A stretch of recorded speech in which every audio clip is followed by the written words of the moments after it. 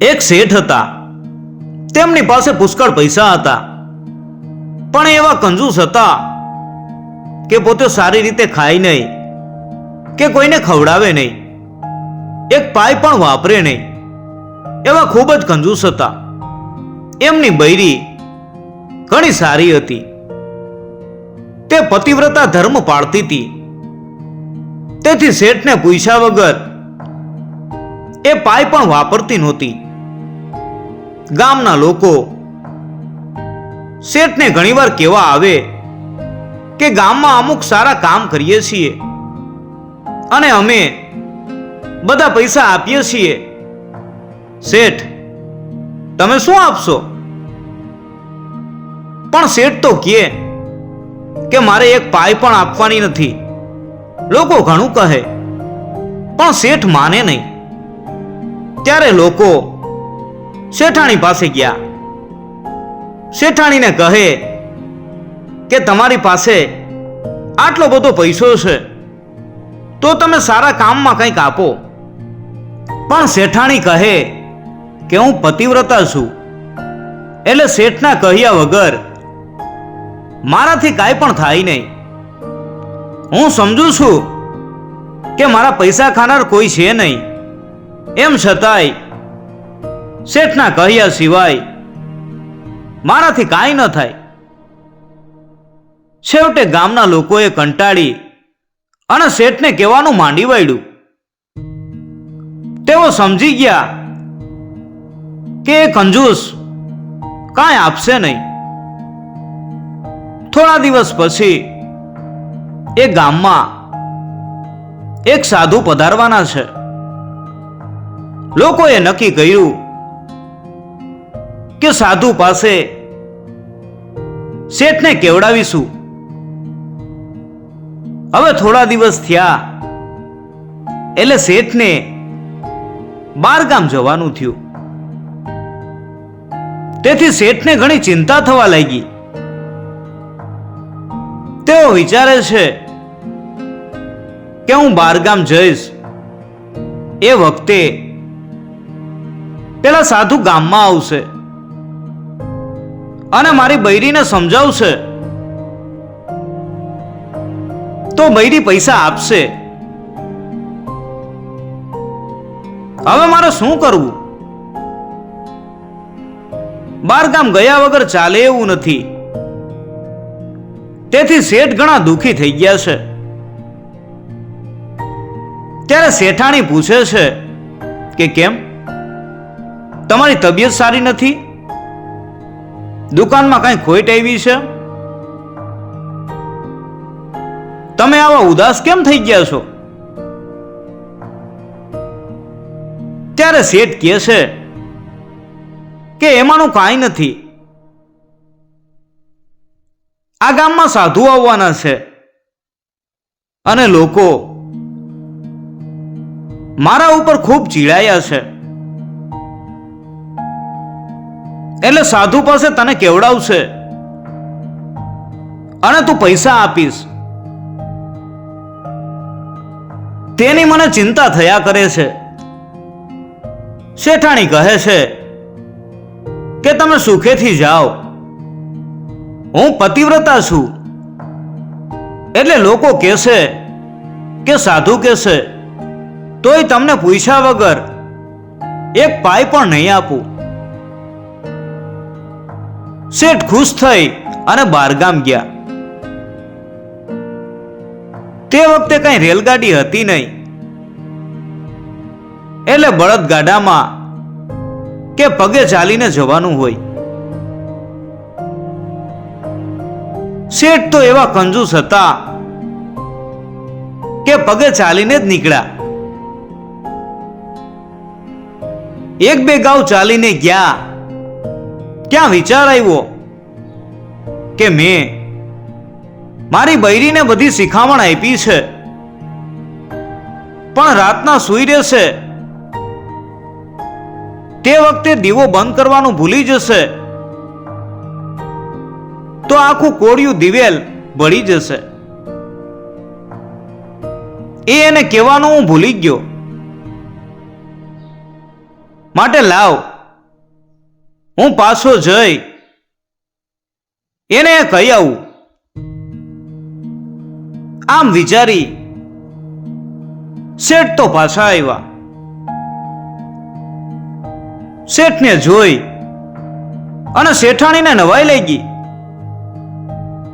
શેઠાણીએ પૂછ્યું, ઓહો, તમે ક્યાંથી પાછા આવ્યા? ત્યારે શેઠ કહે છે કે હું તારા માટે પાછો આવ્યો છું. હું તને દીવાનું કહેવાનું ભૂલી ગયો તો,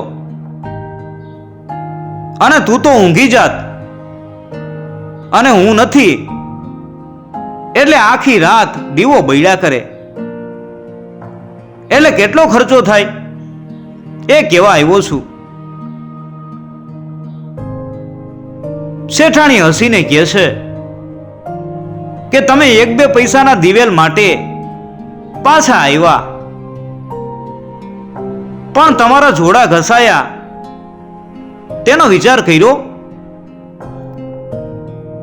શેઠ કહે છે કે હું કઈ મૂર્ખ નથી કે જોડા ઘસાવા દઉં. જોડા તો હું હાથમાં ઝાલીને આવ્યો છું. શેઠાણી કહે છે કે હું દીવો કરીશ જ નહીં, માટે તમે કોઈ વાતની ચિંતા કરશો નહીં. શેઠને સંતોષ થયો. તેઓ બહારગામ જવા ફરી ચાલી નીકળ્યા. શેઠાણીને ઘણું દુઃખ થાય છે કે પરમેશ્વરે આટલો બધો પૈસો આપ્યો છે, કોઈ છોકરું સયું ખાનાર છે નહીં, તેમ છતાંય શેઠનો જીવ આવો કંજૂસ છે. કોણ જાણે કોણ ખાશે? શેઠાણીએ મન વાળી લીધું. હવે બીજે દિવસે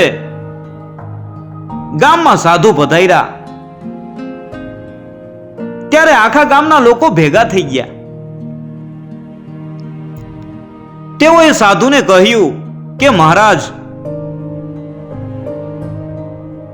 ગામમાં આ શેઠ પૈસાવાળો બહુ છે અને એક પાઈ પણ વાપરતો નથી, માટે તમે એને કંઈક સારો બોધ આપો કે જેથી તે કંઈક સારા માર્ગે પૈસો વાપરે. ત્યારે સાધુ કહે છે કે ભાઈ, હું તો એને સમજાવીશ, પછી એના નસીબ. સાધુ બીજા દિવસે સવારે શેઠને ઘેર ગયા. ત્યારે શેઠાણીએ કહ્યું કે શેઠ તો બહારગામ ગયા છે. ત્યારે મહારાજે કહ્યું કે ગામમાં આટલા સારા કામ લોકો કરે છે, ઘણા માણસો દુખી છે, તો તમે થોડા પૈસા આપો તો સારું. પછી શેઠાણી કહે છે કે હું બધું સમજુ છું, પણ શેઠના કહ્યા વગર મારાથી કાંઈ અપાય નહીં. સાધુ મહારાજ કહે છે, હશે બેન, કાંઈ વાંધો નહીં, ન અપાય તો કાંઈ નહીં, પણ શેઠ આવે તો મારી પાસે મોકલજો. ત્યારે બાઈએ કહ્યું કે સારું. સાધુ તો ગયા. પછી ત્રીજા દિવસે શેઠ આવ્યા. એવા શેઠાણીને પૂછવા લાગ્યા, સાધુ આવ્યા હશે, તે કાંઈ આપ્યું? ત્યારે શેઠાણીએ કહ્યું, તમારા કહ્યા વગર હું કાંઈ આપું નહીં. શેઠ ખુશ થયા. શેઠાણીએ જણાવ્યું કે સાધુએ તમને ત્યાં બોલાવ્યા છે. આ સાંભળી શેઠે કહ્યું કે આપણે કઈ જવાના નથી, જઈએ તો પૈસા પડાવે ને, એટલે આપણે જવાના નથી. શેઠ તો સાધુને મળવા ન ગયા. પછી બીજો દિવસ થયો એટલે સાધુ શેઠને મળવા આવ્યા. સાધુએ કહ્યું, મારે તમારું કામ છે, એટલે મારા મુકામે તમે આવજો. ત્યારે શેઠે કહ્યું, હું કાંઈ આવવાનો નથી, હું આવું એટલે તમે આપો આપો એમ કરીને શરમાવશો અને પૈસા પડાવશો, તેથી હું આવવાનો નથી.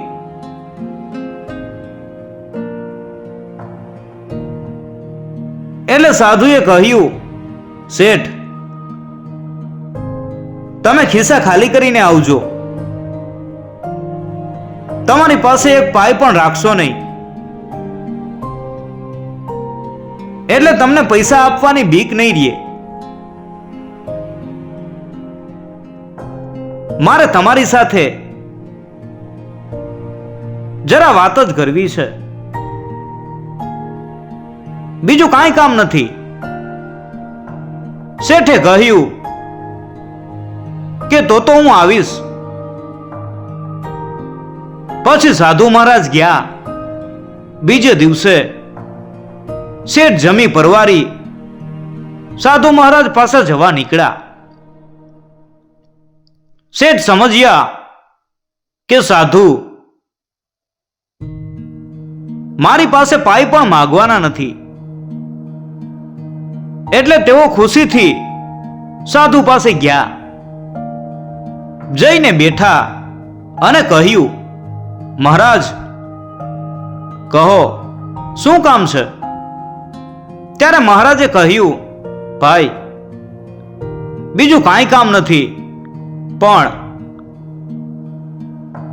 અમારા ઘરડા ગુરુ સ્વર્ગમાં ગયેલા છે,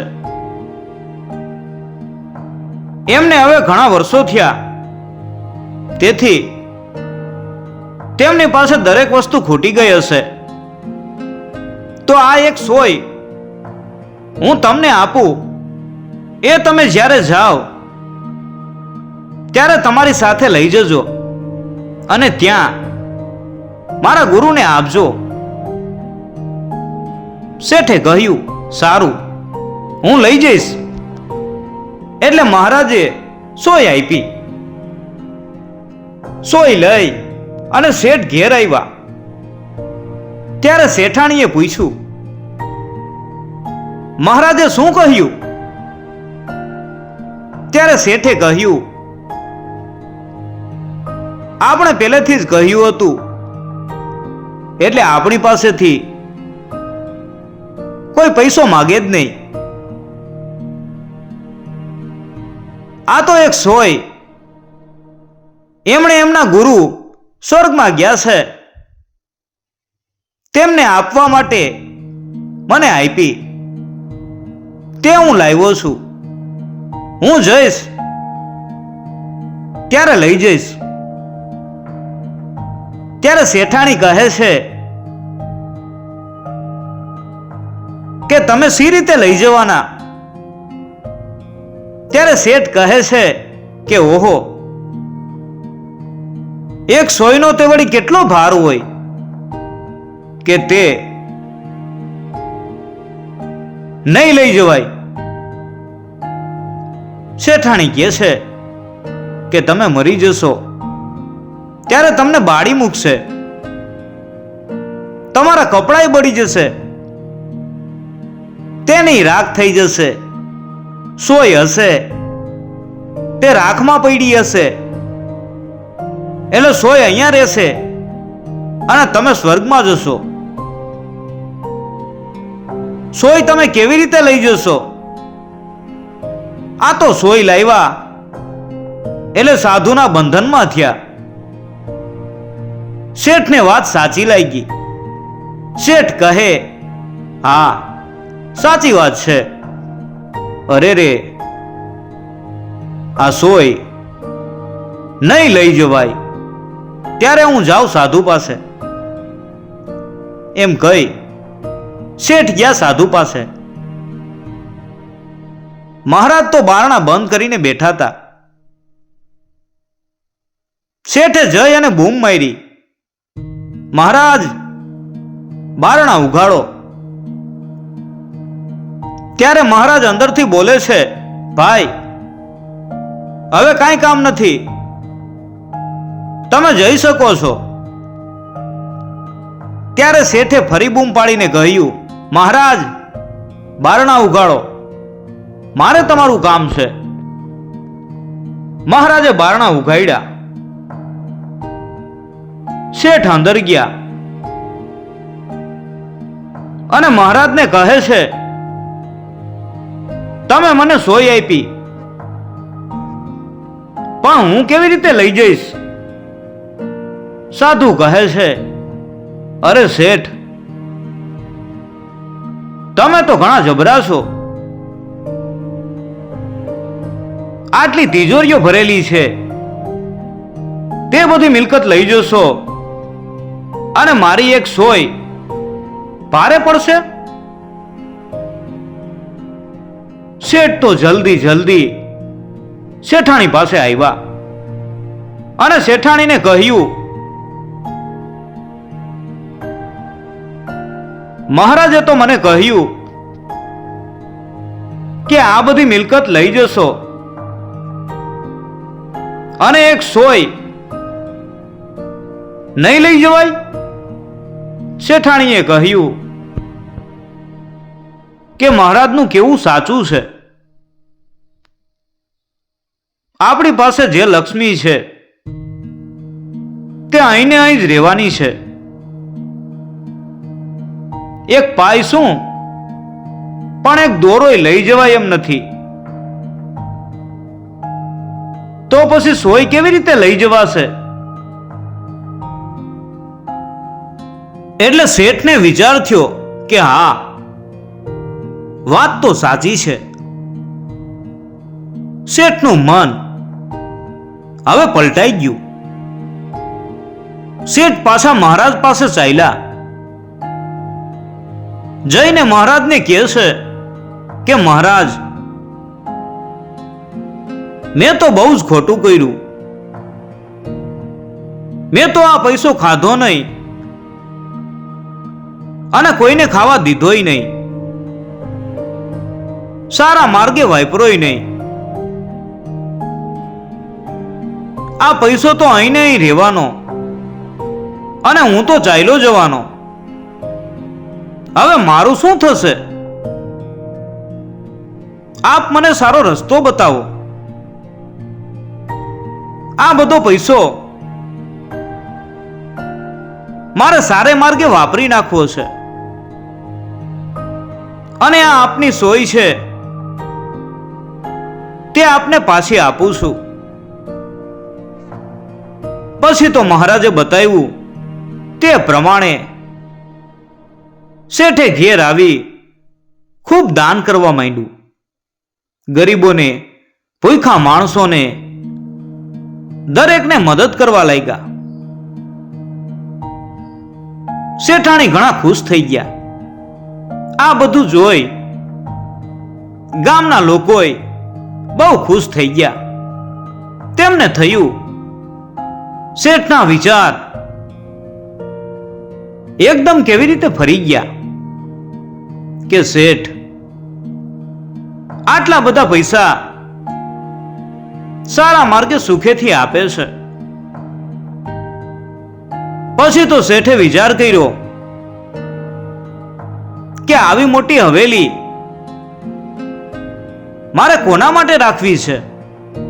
તે વેચી અને પૈસા આવે તો તેનું પણ દાન કરી દઉં અને એક નાનું ઘર ભાડેથી લઈ અને તેમાં રહું. અમે જીવીશું ત્યાં સુધી ભાડું આપીશું અને રહીશું. શેઠે તો ઘણા જ આનંદથી પૈસાનો સદુપયોગ કર્યો. શેઠે વિચાર કર્યો આટલા દિવસ સુધી મને આવો સારો વિચાર કેમ નહીં સૂઝ્યો હોય કે આવા કંજુસાઈમાં દાડા કાઢ્યા. સારું થજો એ સાધુ મહારાજનું કે મને સારી શિખામણ આપી અને પાછળ મેં પૈસાનો સદુપયોગ કર્યો અને મારું જીવન સાર્થક થયું.